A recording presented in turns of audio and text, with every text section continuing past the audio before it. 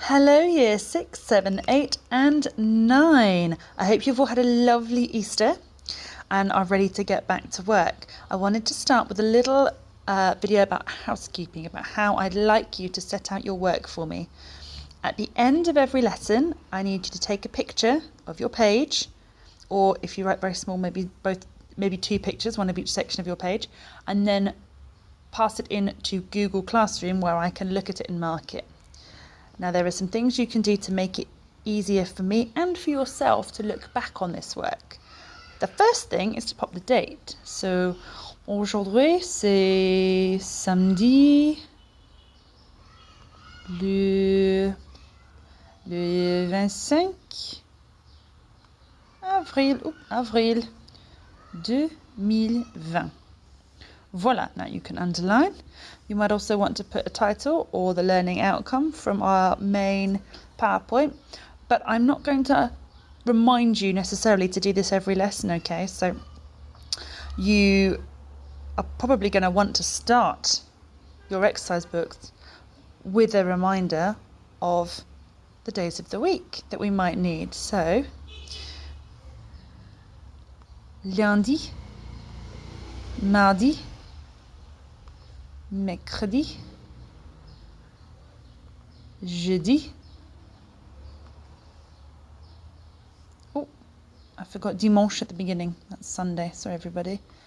Y para los estudiantes de español, we've got domingo, lunes, martes, miércoles, jueves.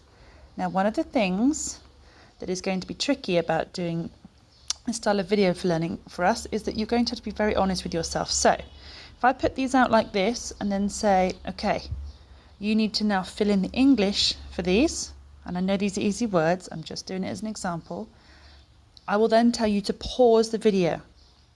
Okay, so try that now. Can you fill in either the French or the Spanish days of the week in English? Okay, pause now. Now, if you didn't pause, you've got a little chance this time, but I'm about to tell you the answers. It doesn't matter if you get these all wrong. What matters is that you try your best and you give this a go. Pause now. Okay, so the answers for Sunday, Monday, Tuesday, Wednesday and Thursday. Check the spelling in English of Wednesday, please, everybody. There's always somebody that makes a mistake. And of course, the order is exactly the same for Spanish. I put them in order for you, okay? That wasn't a trick. So, pausing when I ask you to pause is really important.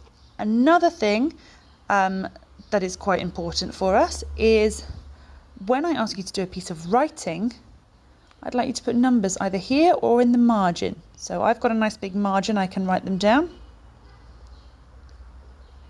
I would do 6 or 7 lines, then start your piece of writing, use whatever time I've given you. I will normally say a time limit, okay? And if you need to add more, you can. This means that when I mark your work, I can help you fix mistakes by telling you what line they're on, rather than just putting a list of words with spelling changes and things like that, okay? It makes it a little bit easier when I'm marking your photographs. Final point is this notebook. It's very different to what we write on in school. This one's got very thin lines. If you're somebody that's struggling to write on that, you may leave as many lines as you like.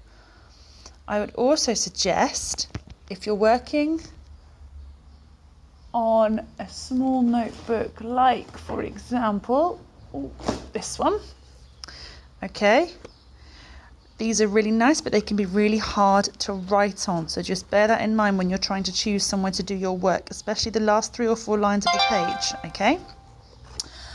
You may be working on loose paper, in which case I would suggest finding a book, just a reading book, and putting it in the middle of that book. Obviously not the book you're reading at the moment, just to keep all the pages together, or in a folder if you've got one. It's going to be important to keep everything together because it will help you when you want to look back on something, there will be work where I ask you to look at your earlier work, and that will help you. And I'm sure it will be the same for other teachers. By the same token, and I come back to the idea of being honest with yourself and pushing yourself, there will be times when I ask you to not look at anything, just to turn over a fresh page and tell me how many of these words you know, or how much can you write about this. Okay? Do your best. I am asking you to do it without your book for a reason, okay? It gives me an idea of what you remember. It is a different type of activity, and it is always fine to make lots of mistakes. My final point is about using online dictionaries, okay? Now, you shouldn't be using a translator full stop.